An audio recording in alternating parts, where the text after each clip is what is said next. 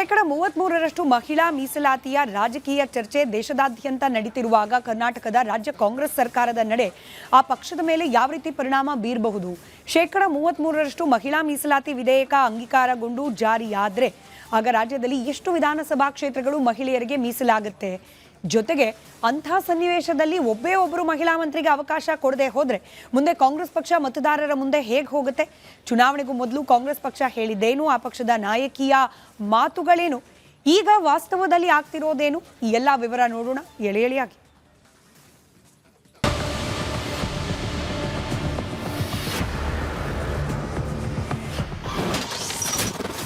ಅತ್ತ ದೇಶದಲ್ಲಿ ಮಹಿಳಾ ಮೀಸಲಾತಿ ಚರ್ಚೆ, ಇತ್ತ ರಾಜ್ಯದ ಸಂಪುಟದಲ್ಲಿ ಇಲ್ಲ ಮಹಿಳೆಯರಿಗೆ ಸ್ಥಾನ. ಇಡೀ ದೇಶಾದ್ಯಂತ ಈಗ ಮಹಿಳಾ ಸಬಲೀಕರಣದ ಕುರಿತು ಬಿಸಿ ಬಿಸಿ ಚರ್ಚೆಗಳು ನಡೀತಾ ಇವೆ. ಸಂಸತ್ತು ಮತ್ತು ವಿಧಾನಸಭೆಗಳಲ್ಲಿ ಮಹಿಳೆಯರಿಗೆ ಶೇಕಡ 33ರಷ್ಟು ಮೀಸಲಾತಿ ಕಲ್ಪಿಸುವ ನಾರಿ ಶಕ್ತಿ ವಂದನಾ ಅಧಿನಿಯಮ ಜಾರಿಗೆ ಬಂದ ಮೇಲಂತೂ ಚರ್ಚೆ ಇನ್ನಷ್ಟು ಜೋರಾಗಿದೆ. ಬರೀ ಚರ್ಚೆ ಅಥವಾ ಭಾಷಣಕ್ಕೆ ಮಾತ್ರ ಸೀಮಿತವಾಗದೆ ಆಡಳಿತದಲ್ಲೂ ಮಹಿಳೆಯರಿಗೆ ಸಮರ್ಪಕ ಪ್ರಾತಿನಿಧ್ಯ ಸಿಗಬೇಕು ಅನ್ನೋ ಒತ್ತಾಯ ಎಲ್ಲ ಕಡೆಯಿಂದ ಕೇಳಿ ಬರ್ತಾ ಇದೆ. ಆದರೆ ಇದೇ ಸಮಯದಲ್ಲಿ ಕರ್ನಾಟಕದ ರಾಜಕೀಯ ಅಖಾಡದಲ್ಲಿ ಉಲ್ಟಾ ಕತೆ ನಡೀತಾ ಇದೆ.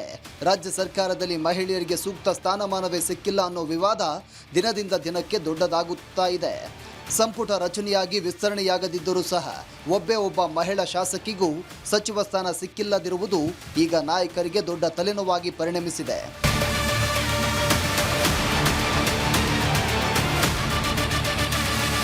ನಾರಿ ಶಕ್ತಿಗೆ ಸಂಸತ್ನಲ್ಲಿ ಸೂಕ್ತ ಪ್ರಾತಿನಿಧ್ಯ ನೀಡುವ ನಿಟ್ಟಿನಲ್ಲಿ ಪ್ರಧಾನಿ ನರೇಂದ್ರ ಮೋದಿ ಎಲ್ಲ ರಾಜಕೀಯ ಪಕ್ಷಗಳ ಸಂಸದರನ್ನು ಒಗ್ಗೂಡಿಸುವ ತಂತ್ರ ಹೆಣೆದಿದ್ದಾರೆ.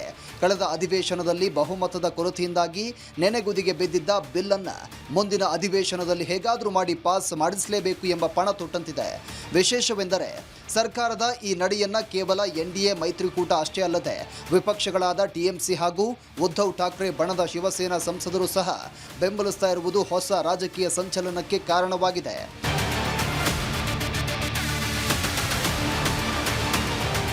ಮಹಿಳಾ ಮೀಸಲಾತಿ ಬಿಲ್ ಮಂಡಿಸಿ ಕಾಯ್ದೆಯಾಗಿ ರೂಪುಗೊಳಿಸಲು ಪ್ರಧಾನಿ ನರೇಂದ್ರ ಮೋದಿ ಸ್ವತಃ ಅಖಾಡಕ್ಕಿಳಿದಿದ್ದಾರೆ ಎನ್ನಲಾಗ್ತಾ ಇದೆ. ಈ ಹಿಂದೆ ನಡೆದಂಥ ಅಧಿವೇಶನಗಳಲ್ಲಿ ಕೇವಲ ಸಂಖ್ಯಾಬಲ ಅಥವಾ ಬಹುಮತ ಸಿಗದ ಕಾರಣಕ್ಕೆ ಈ ಪ್ರಸ್ತಾವನೆ ಮುಂದೂಡಲ್ಪಡ್ತಾ ಇತ್ತು.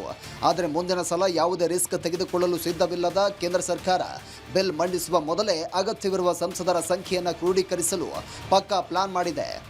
ಮಹಿಳಾ ಸಬಲೀಕರಣದ ವಿಷಯದಲ್ಲಿ ಆಡಳಿತ ಮತ್ತು ವಿಪಕ್ಷಗಳ ನಾಯಕರು ಒಂದಾಗ್ತಾ ಇರುವುದು ದೆಹಲಿ ಅಂಗಳದಲ್ಲಿ ದೊಡ್ಡ ಮಟ್ಟದ ಚರ್ಚೆಗೆ ಗ್ರಾಸವಾಗಿದೆ. ಒಮ್ಮೆ ಮಸೂದೆ ಸಂಸತ್ತಿನ ಅಂಗಳಕ್ಕೆ ಬಂದರೆ ಅದು ಯಾವುದೇ ಅಡೆತಡೆ ಇಲ್ಲದೆ ಸರಳ ಬಹುಮತದೊಂದಿಗೆ ತಡೆರಹಿತವಾಗಿ ಅಂಗೀಕಾರವಾಗಬೇಕು ಅನ್ನೋದು ಪ್ರಧಾನಿ ಮೋದಿ ಲೆಕ್ಕಾಚಾರ. ಹೀಗಾಗಿ ಅಧಿವೇಶನ ಆರಂಭಕ್ಕೂ ಮುನ್ನವೇ ಎಲ್ಲ ಪಕ್ಷಗಳ ಸಂಸದರ ಬೆಂಬಲ ಕ್ರೋಢೀಕರಿಸಿ ಬಿಲ್ ಜಾರಿಗೆ ಹಾದಿ ಸುಗಮ ಮಾಡಿಕೊಳ್ಳಲಾಗ್ತಾ ಇದೆ.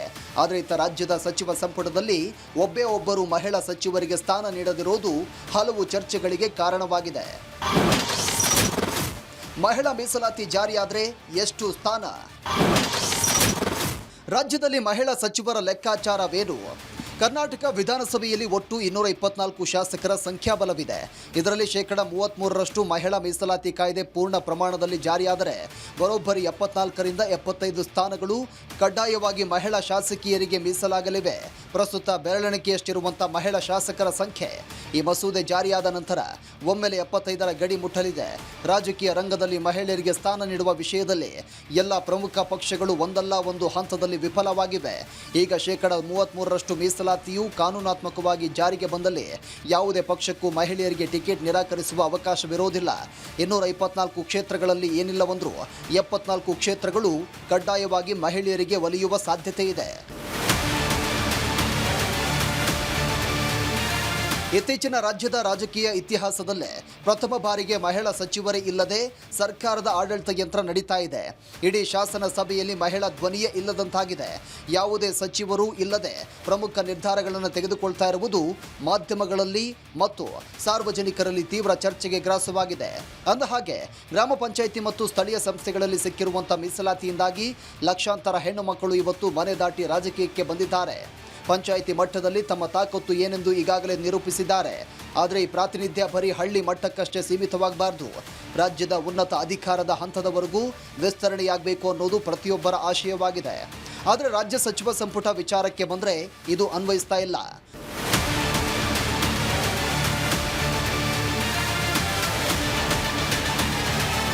ಚುನಾವಣೆಗೂ ಮುನ್ನ ಕಾಂಗ್ರೆಸ್ ನೀಡಿದ್ದ 5 ಗ್ಯಾರಂಟಿಗಳಲ್ಲಿ ಪ್ರಮುಖವಾಗಿದ್ದು ಮಹಿಳಾ ಕೇಂದ್ರಿತ ಯೋಜನೆಗಳು. ಮಹಿಳೆಯರ ಮತ ಬ್ಯಾಂಕ್ ಅನ್ನೇ ಗುರಿಯಾಗಿಸಿಕೊಂಡು ಶಕ್ತಿ ಮತ್ತು ಗೃಹಲಕ್ಷ್ಮಿ ಯೋಜನೆಗಳನ್ನು ಜಾರಿಗೆ ತರಲಾಯಿತು. ಈ ಯೋಜನೆಗಳ ಪ್ರಚಾರ ಹಾಗೂ ಉದ್ಘಾಟನೆಗೆ ಕಾಂಗ್ರೆಸ್ ನಾಯಕಿ ಪ್ರಿಯಾಂಕಾ ಗಾಂಧಿ ಸ್ವತಃ ಭಾಗವಹಿಸಿದ್ರು. ಮಹಿಳಾ ಸಬಲೀಕರಣದ ಬಗ್ಗೆ ದೊಡ್ಡ ಮಟ್ಟದ ಭಾಷಣ ಮಾಡಿದ್ರು. ಆದರೆ ಸಂಪುಟ ರಚನೆ ಮತ್ತು ವಿಸ್ತರಣೆಯ ವಿಷಯಕ್ಕೆ ಬಂದಾಗ ಮಾತ್ರ ಮಹಿಳಾ ನಾಯಕಿಯರನ್ನ ಕಡೆಗಣಿಸಲಾಗಿದೆ ಎಂಬ ಆರೋಪ ಕೇಳಿಬರ್ತಾ ಇದೆ. ಸಚಿವ ಸಂಪುಟದಲ್ಲಿ 30ಕ್ಕೂ ಹೆಚ್ಚು ಸಚಿವರಿದ್ದರು. ಅದರಲ್ಲಿ ಮಹಿಳಾ ಸಚಿವರ ಸಂಖ್ಯೆ 1% ಇಲ್ಲ. ವೋಟ್ ಬ್ಯಾಂಕ್ ಆಗಿ ಗ್ಯಾರಂಟಿ ಯೋಜನೆಗಳನ್ನು ನೀಡಿ ಮಹಿಳೆಯರನ್ನ ಒಲಿಸಿಕೊಂಡು ಸರ್ಕಾರ ಸಚಿವ ಸ್ಥಾನ ಹಂಚಿಕೆಯಲ್ಲಿ ಮಾತ್ರ ಅವರ ಅರ್ಹತೆ ಹಾಗೂ ಪ್ರಾತಿನಿಧ್ಯವನ್ನ ಮರೆತಿದೆ ಅಂತ ವಿಪಕ್ಷಗಳು ವಾಗ್ದಾಳಿ ನಡೆಸ್ತಾ ಇದ್ದಾರೆ.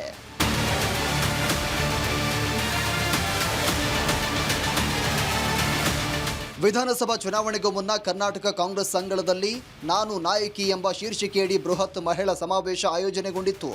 ಅಂದಿನ ಕೆಪಿಸಿಸಿ ಅಧ್ಯಕ್ಷರಾಗಿದ್ದ ಡಿಕೆ ಶಿವಕುಮಾರ್ ಅವರ ನೇತೃತ್ವದಲ್ಲಿ ನಡೆದಂಥ ಈ ಕಾರ್ಯಕ್ರಮಕ್ಕೆ ಎಐಸಿಸಿ ನಾಯಕಿ ಪ್ರಿಯಾಂಕಾ ಗಾಂಧಿ ಆಗಮಿಸಿ ಚಾಲನೆ ಕೊಟ್ಟಿದ್ರು. ಮಹಿಳೆಯರಿಗೆ ರಾಜಕೀಯದಲ್ಲಿ ಸೂಕ್ತ ವೇದಿಕೆ ಮತ್ತು ಸಬಲೀಕರಣದ ಭರವಸೆಗಳನ್ನು ಈ ವೇದಿಕೆಯಿಂದ ಘೋಷಣೆ ಮಾಡಲಾಗಿತ್ತು. ಸರ್ಕಾರ ರಚನೆಯಾದ ಆರಂಭಿಕ ಹಂತದಲ್ಲಿ ಸಿದ್ದರಾಮಯ್ಯ ಅವರ ಸಚಿವ ಸಂಪುಟದಲ್ಲಿ ಹಿರಿಯ ನಾಯಕಿ ಲಕ್ಷ್ಮೀ ಹೆಬ್ಬಾಳ್ಕರ್ ಅವರಿಗೆ ಮಹಿಳಾ ಮತ್ತು ಮಕ್ಕಳ ಕಲ್ಯಾಣ ಖಾತೆಯ ಸಚಿವ ಸ್ಥಾನವನ್ನು ನೀಡಲಾಗಿತ್ತು. ಆದರೆ ರಾಜ್ಯ ರಾಜಕೀಯದ ನಂತರದ ಬೆಳವಣಿಗೆಯಲ್ಲಿ ಡಿಕೆ ಶಿವಕುಮಾರ್ ಅವರು ಮುಖ್ಯಮಂತ್ರಿಯಾಗಿ ಅಧಿಕಾರ ವಹಿಸಿಕೊಂಡ ಬಳಿಕ ಸಂಪುಟ ಪುನರಚನೆ ಅಥವಾ ಬದಲಾವಣೆಯಲ್ಲಿ ಲಕ್ಷ್ಮೀ ಹೆಬ್ಬಾಳ್ಕರ್ ಅವರಿಗೆ ಯಾವುದೇ ಸಚಿವ ಸ್ಥಾನ ಸಿಗಲಿಲ್ಲ.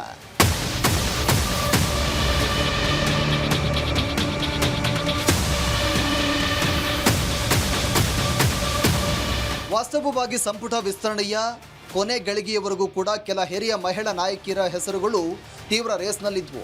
ಎಲ್ಲವೂ ಸರಿಯಾಗಿದ್ದರೆ ಅವರಿಗೆ ಮಂತ್ರಿಗಿರಿ ಸಿಗುವುದು ಖಚಿತ ಅಂತ ಎಲ್ಲರೂ ಭಾವಿಸಿದ್ರು. ಆದರೆ ಅಂತಿಮ ಪಟ್ಟಿ ರಿಲೀಸ್ ಆದಾಗ ಆ ಮಹಿಳಾ ನಾಯಕಿಯರ ಹೆಸರುಗಳನ್ನು ಕೊನೆ ಕ್ಷಣದಲ್ಲಿ ಡ್ರಾಪ್ ಮಾಡಲಾಯಿತು ಅನ್ನೋ ಸುದ್ದಿ ಸಾಕಷ್ಟು ಚರ್ಚೆಗೆ ಈಡು ಮಾಡಿಕೊಟ್ಟಿತ್ತು. ಸಾಮಾಜಿಕ ಮತ್ತು ರಾಜಕೀಯ ಸಮತೋಲನ ಕಾಯ್ದುಕೊಳ್ಳುವ ಭರದಲ್ಲಿ ಲಿಂಗ ಸಮಾನತೆಯನ್ನು ಪೂರ್ತಿಯಾಗಿ ಮರೆತೇ ಬಿಟ್ಟಿದ್ದಾರೆ ಅನ್ನೋದು ತಜ್ಞರ ಅಭಿಪ್ರಾಯ.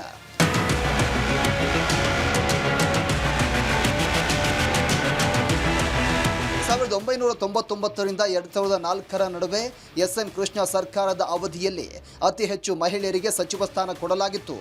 ಎಸ್.ಎಂ.ಕೆ ಸಿಎಂ ಆಗಿದ್ದ ಅವಧಿಯಲ್ಲಿ ಮೋಟಮ್ಮ, ರಾಣಿ ಸತೀಶ್, ನಫೀಸಾ ಫಜಲ್, ಸುಮಾ ವಸಂತ್ ಸೇರಿದಂತೆ 6 ಮಂದಿ ಮಹಿಳೆಯರು ಸಚಿವೆಯರಾಗಿದ್ದರು. ಯಾಕಂದರೆ ಆಗ ಎಸ್.ಎಂ.ಕೆ ಸಿಎಂ ಆಗಿದ್ದಾಗ ಒಂದು ಕಂಡೀಷನ್ ಇರಲಿಲ್ಲ. ಅದೇನು ಅಂದರೆ ಒಟ್ಟಾರೆ ಶಾಸಕರ ಪೈಕಿ 15% ಸಚಿವರಾಗಬೇಕು ಎಂಬ ನಿರ್ಬಂಧ ಇರಲಿಲ್ಲ. ಆದರೆ ಅದೇ ಅವಧಿಯಲ್ಲಿ ಕೇಂದ್ರದಲ್ಲಿ ಅಧಿಕಾರದಲ್ಲಿದ್ದ ಅಟಲ್ ಬಿಹಾರಿ ವಾಜಪೇಯಿ ನೇತೃತ್ವದ ಸರ್ಕಾರ ಸಂಪುಟದಲ್ಲಿ ಇರಬಹುದಾದ ಮಂತ್ರಿಗಳ ಗರಿಷ್ಠ ಮಿತಿಯನ್ನು ಒಟ್ಟು ಶಾಸಕರ ಪೈಕಿ 15%ಕ್ಕೆ ಸೀಮಿತಗೊಳಿಸಿತು. ಆದರೆ ಅದಾದ ನಂತರ ಕಾಲಘಟ್ಟದಲ್ಲಿ ಮಹಿಳಾ ಸಚಿವೆಯರಿಗೆ ಕಡಿಮೆ ಆದ್ಯತೆ ನೀಡದಿರುವುದಕ್ಕೆ ಶಾಸಕರ ಅತಿಯಾದ ಲಾಬಿಯೂ ಒಂದು ಕಾರಣ. ಮೀಸಲಾತಿ ಅನ್ನೋ ವಿಚಾರ ಇದು ಚರ್ಚೆಗೆ ಬಂದೇ ಸುಮಾರು 30-40 ವರ್ಷಗಳಾಯಿತು. ಒಂದಲ್ಲ ಒಂದು ಕಾರಣಕ್ಕೋಸ್ಕರ ಇದು ಮುಂದಕ್ಕೆ ಹಾಕ್ತಾನೆ ಬಂದಿವೆ. ಕಾಂಗ್ರೆಸ್ ಸರ್ಕಾರ ಆಗಿರಲಿ, ಅದು ಜನತಾ ಪರಿವಾರ ಸರ್ಕಾರ ಆಗಿರಲಿ, ಅಥವಾ BJP ಸರ್ಕಾರಗಳಾಗಿರಲಿ, ಒಂದು ಕಾರಣಾಂತರಗಳಿಂದ ನಮಗೆ ಬಹುಮತ ಇಲ್ಲ, ಹಾಗೆ ಹೀಗೆ ಒಮ್ಮತ ಇಲ್ಲ, ಸಮ್ಮತ ಇಲ್ಲ, ಅದನ್ನು ಟೆಕ್ನಿಕ್ಯಾಲಿಟಿ ನೆಪ ಮಾಡ್ಕೊಂಡು ಬಂದಿದೆ. ಆದರೆ ನನ್ನ ಮುಖ್ಯವಾದ ವಾದ ಏನು ಅಂದರೆ, ಮಹಿಳೆಯರಿಗೆ ನ್ಯಾಯ ಒದಗಿಸ್ಬೇಕಾದ್ರೆ, ಸಮಾನತೆ ಒದಗಿಸ್ಬೇಕಾದ್ರೆ ನಿಮಗೆ ಕಾನೂನು ಯಾಕೆ ಬೇಕು? ಒಂದು ರಾಜಕೀಯ ಪಕ್ಷಕ್ಕೆ ಒಂದು ರಾಜಕೀಯ ಇಚ್ಛಾಶಕ್ತಿ ಇದ್ದರೆ, ನಾನು ಮಹಿಳೆ ಪರವಾಗಿರಬೇಕು ಅಂತಿದ್ದರೆ ಅವರು 33% ಚುನಾವಣಾ ಟಿಕೆಟ್ಗಳನ್ನು ಸಂಸತ್ತಿಲ್ಲಾಗಲಿ ವಿಧಾನಸಭೆಯಲ್ಲಾಗಲಿ ಕೊಡ್ಬೋದಲ್ವಾ? ಫಾರ್ ಎಕ್ಸಾಂಪಲ್, ಈಗ 2224 ನಮ್ಮ ವಿಧಾನಸಭೆಯ ಶಾಸಕರ ಸಂಖ್ಯೆ. ಅದರಲ್ಲಿ ನೀವು ಮಹಿಳೆಯರಿಗೆ ಸರಿಯಾದ ರೀತಿಯಲ್ಲಿ 33% ಎಲ್ಲ ಪ್ರಮುಖ ಪಕ್ಷಗಳು ಬಿ ಫಾರ್ಮ್ ಕೊಟ್ಬಿಟ್ರೆ 74 ಮಹಿಳೆಯರು ಇರ್ತಾರೆ ಶಾಸಕರಾಗಿ. ಈ ಗೊಂದಲಕ್ಕೆ ಮುಖ್ಯ ಕಾರಣ ಜಾತಿ ಮತ್ತು ಪ್ರಾದೇಶಿಕ ಲೆಕ್ಕಾಚಾರ. ಸರ್ಕಾರ ನಡೆಸುವಾಗ ಲಿಂಗಾಯತ, ಒಕ್ಕಲಿಗ, SC, ST ಮತ್ತು ಮುಸ್ಲಿಂ ಸಮುದಾಯಗಳಿಗೆ ಸರಿಯಾದ ಪ್ರಾತಿನಿಧ್ಯ ನೀಡಬೇಕಾದ ಅನಿವಾರ್ಯತೆ ನಾಯಕರಿಗಿತ್ತು. ಹೀಗಾಗಿ ಎಲ್ಲ ಸಮುದಾಯದ ನಾಯಕರನ್ನು ಓಲೈಸುವ ಗಡಿಬಿಡಿಯಲ್ಲಿ ನಾಯಕರು ಸಂಪುಟ ರಚನೆ ಮಾಡಿದ್ದಾರೆ ಎನ್ನುವ ಮಾತು ಕೇಳಿ ಬರ್ತಿವೆ. ಸರ್ಕಾರದ ವಿರುದ್ಧ ವಿಪಕ್ಷ ನಾಯಕರಿಂದ ವಾಗ್ದಾಳಿ. ಮಹಿಳೆಯರಿಗೆ ಸಂಪುಟದಲ್ಲಿ ಸ್ಥಾನ ನೀಡದ್ದಕ್ಕೆ ಆಕ್ರೋಶ. ಸದ್ಯ ಮಹಿಳಾ ಸಮುದಾಯಕ್ಕೆ ಸರ್ಕಾರದಲ್ಲಿ ಜಾಗವೇ ಇಲ್ಲದಂತಾಗಿದೆ. ಇನ್ನು ಸರ್ಕಾರದ ಈ ನಡೆಯನ್ನ ವಿರೋಧ ಪಕ್ಷಗಳ ನಾಯಕರು ತೀವ್ರವಾಗಿ ಖಂಡಿಸ್ತಾ ಇದ್ದಾರೆ. ರಾಜ್ಯದ ಸಂಪುಟದಲ್ಲಿ ಮಹಿಳೆಯರಿಗೆ ಸ್ಥಾನ ನೀಡದಿರುವುದು ಎಷ್ಟು ಸರಿ ಅಂತ ವಿಪಕ್ಷ ನಾಯಕ ಆರ್ ಅಶೋಕ್ ಸರ್ಕಾರದ ವಿರುದ್ಧ ವಾಗ್ದಾಳಿ ನಡೆಸಿದ್ದಾರೆ. ವಿಪಕ್ಷಗಳ ಈ ಎಲ್ಲ ಆರೋಪಗಳಿಗೆ ಮತ್ತು ಟೀಕೆಗಳಿಗೆ ಆಡಳಿತ ಪಕ್ಷದ ನಾಯಕರು ತಮ್ಮದೇ ಶೈಲಿಯಲ್ಲಿ ಕೌಂಟರ್ ಕೊಡ್ತಿದ್ದಾರೆ. ಮುಂಬರುವ ದಿನಗಳಲ್ಲಿ ಸಂಪುಟದಲ್ಲಿ ಇನ್ನೂ ಕೆಲವು ಸ್ಥಾನಗಳು ಖಾಲಿ ಇವೆ. ಜೊತೆಗೆ ಪ್ರಮುಖ ಮಂಡಳಿ ಮತ್ತು ನಿಗಮಗಳ ಹುದ್ದೆಗಳಿಗೆ ಅಲ್ಲಿ ನಮ್ಮ ಪಕ್ಷದ ಮಹಿಳಾ ನಾಯಕಿಯರಿಗೆ ಖಂಡಿತ ಆದ್ಯತೆ ನೀಡಲಾಗುವುದು ಅಂತ ಸಮರ್ಥಿಸಿಕೊಳ್ತಿದ್ದಾರೆ. ಏನೇ ಇರಲಿ, ದೇಶದಲ್ಲೆಲ್ಲ ಮಹಿಳಾ ಸಬಲೀಕರಣದ ಬಗ್ಗೆ ದೊಡ್ಡ ಮಾತುಗಳು ಕೇಳಿ ಬರ್ತಾ ಇರುವಾಗ ರಾಜ್ಯದ ಆಡಳಿತ ಯಂತ್ರದಲ್ಲಿ ಮಹಿಳೆಯರಿಗೆ ಸ್ಥಾನ ಸಿಗದೇ ಇರುವುದು ನಿಜಕ್ಕೂ ದೊಡ್ಡ ವೈಪರೀತ್ಯ. ಮುಂಬರುವ ದಿನಗಳಲ್ಲಾದರೂ ನಾಯಕರು ತಮ್ಮ ನಿರ್ಧಾರ ತಿದ್ದಿಕೊಂಡು ಮಹಿಳೆಯರಿಗೆ ಸೂಕ್ತ ಅಧಿಕಾರ ನೀಡ್ತಾರಾ ಅಥವಾ ಈ ವಿವಾದ ಹೀಗೆಯೇ ಮುಂದುವರಿಯುತ್ತಾ ಅನ್ನೋದನ್ನ ಕಾದು ನೋಡಬೇಕಿದೆ. ಇವಷ್ಟೇ ಇವತ್ತಿನ ರಾಜಕೀಯ ಎಳೆ ಎಳೆಯಾಗಿಯ ಸುದ್ದಿ. ಈಗೊಂದು ಬ್ರೇಕ್ ಇರುತ್ತೆ. ಬ್ರೇಕ್ ಆದ ನಂತರ ನಿರೀಕ್ಷಿಸಿ.